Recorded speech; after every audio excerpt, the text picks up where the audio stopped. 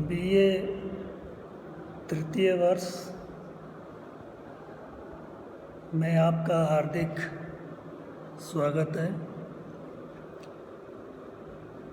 आज का विषय है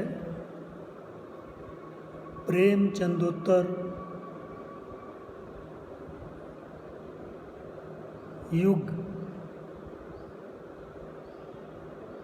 जो कहानी से संबंधित है, कहानी लेखन से संबंधित है।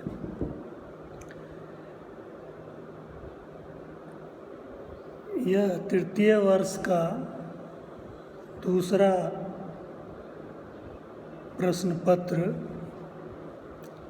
का सिलेबस है पाठ्यक्रम में। हिंदी कहानी के उद्भव और विकास में 1938 से 1953 के कालखंड को प्रेमचंदोत्तर युग के नाम से जाना जाता है। इससे पहले हम लोगों ने प्रेमचंद युग तथा हिंदी कहानी लेखन पर पढ़ा है। आज हम उसके आगे अध्ययन करेंगे।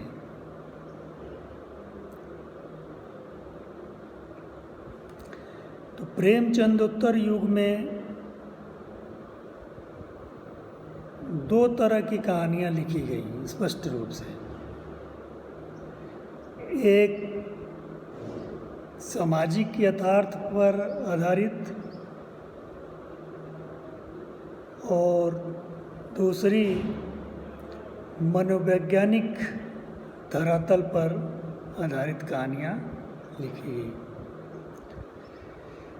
इसके लिए कहानीकारों ने मनोविश्लेषण शैली का सहारा लिया। आप सबको ध्यान होगा तो हमने ये बताया था कि प्रेमचंद युग में ही जहाँ प्रेमचंद समाज के बहिरंग पक्ष पर कहानियाँ लिखते हैं, वहीं प्रसाद जी ने मानव मन के अंतर्मन और अंतर्द्वंद्वों पर आधारित कहानियाँ लिखी हैं। उसी परंपरा का विकास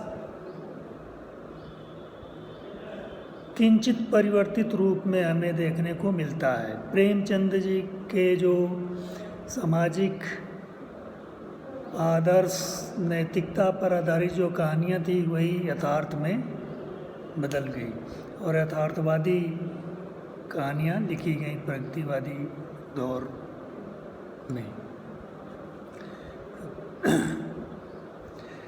दूसरी प्रकार की कहानियाँ, जैसा मैंने बताया, मनोविश्लेषण पर आधारित थी, जिसके लिए कथाकारों ने मनोविश्लेषण शैली का आधार ग्रहण किया और मानव मन के चेतन अचेतन के विश्लेषण के लिए उन्होंने सिगमंड फ्रायड, जो प्रसिद्ध मनोवैज्ञानिक थे, इनके साथ साथ ही एडलर, यूंग आदि मनोवैज्ञानिकों के सिद्धांतों का सहारा लिया गया। मनोविज्ञान पर आधारित कहानी लिखने वालों में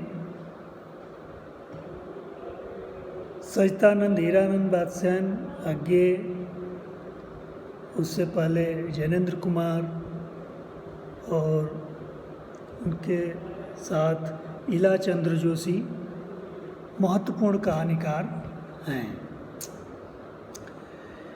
जैनेन्द्र कुमार ने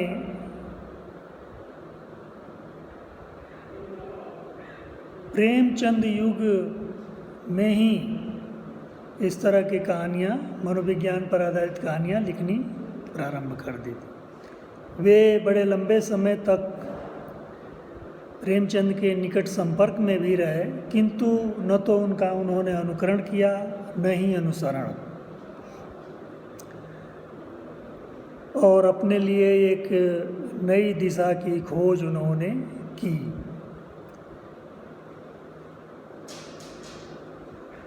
उनकी कहानियों में घटनाक्रम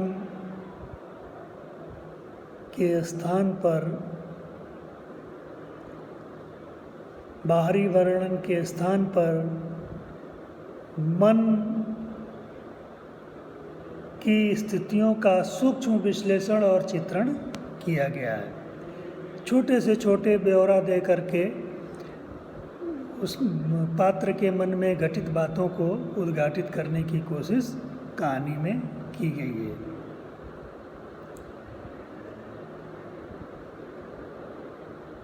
इस प्रक्रिया में यह ज़रूर है कि उनकी कहानियों में समाज उतना ही ज़रूरी है, आवश्यक है, जितना कि वो पात्र के चरित्र को विकसित कर सके।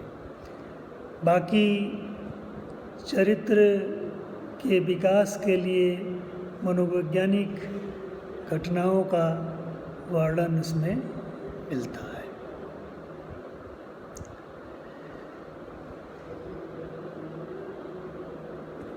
यही कारण है कि इन कहानियों में विलक्षणता के गुण पाए जाते हैं।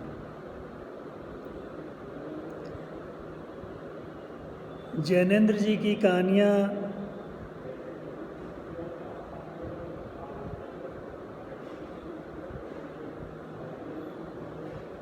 मनोविज्ञान पर जो आधारित हैं, वो उनके संवाद बहुत छोटे छोटे और प्रभावकारी हैं।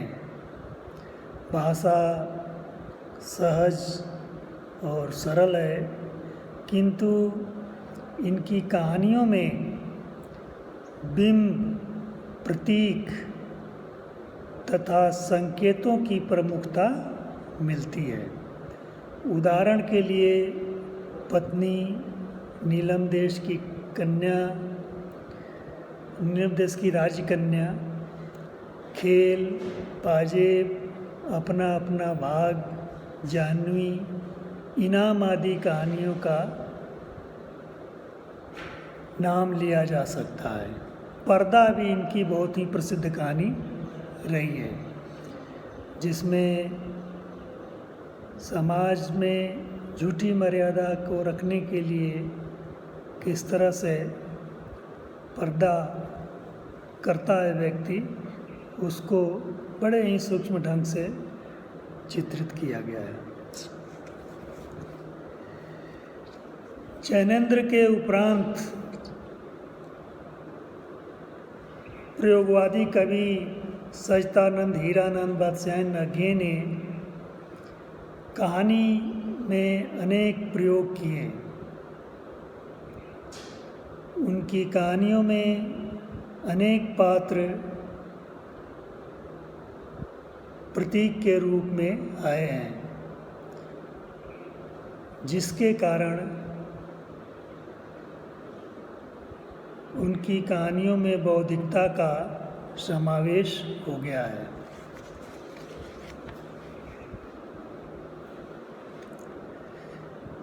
अज्ञे की कहानियों में व्यक्ति मन के अंतर्द्वंद का सूक्ष्म रूप से चित्रण एवं विश्लेषण किया गया है।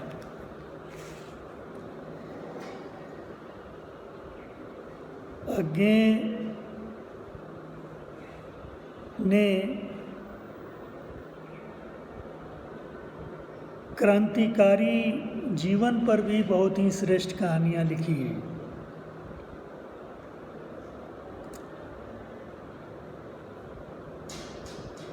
उनकी कहानियाँ व्यक्ति आधारित हैं, इसके बावजूद उसमें भरपूर सामाजिक चेतना हमें देखने को मिलती है।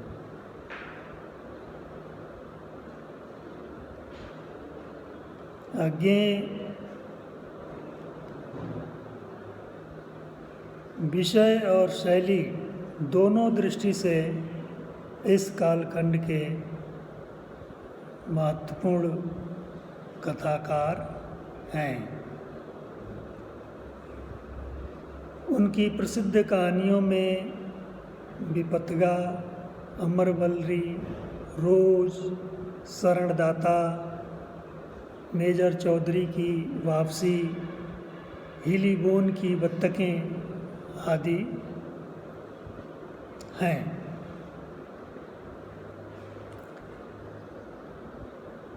जैनेन्द्र तथा अज्ञेय के साथ साथ मनोवैज्ञानिक शैली में कहानी प्रस्तुत करने के लिए इलाचंद जोशी को भी इस युग में जाना जाता है।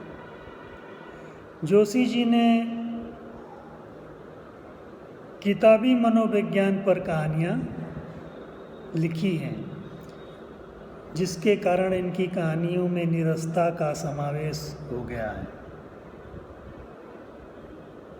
और यही कारण है कि उनकी कहानियाँ कई बार अपठनीय सी लगती हैं। उनकी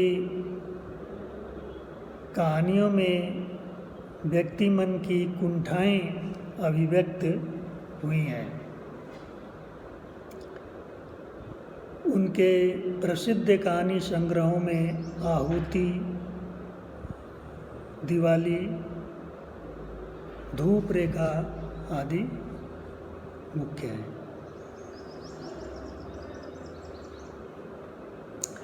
इसी युग में एक महत्वपूर्ण कथाकार आते हैं यशपाल। यशपाल क्रांतिकारी जीवन से संबंधित उनका जीवन रहा है। वे खुद क्रांतिकारी रहे हैं।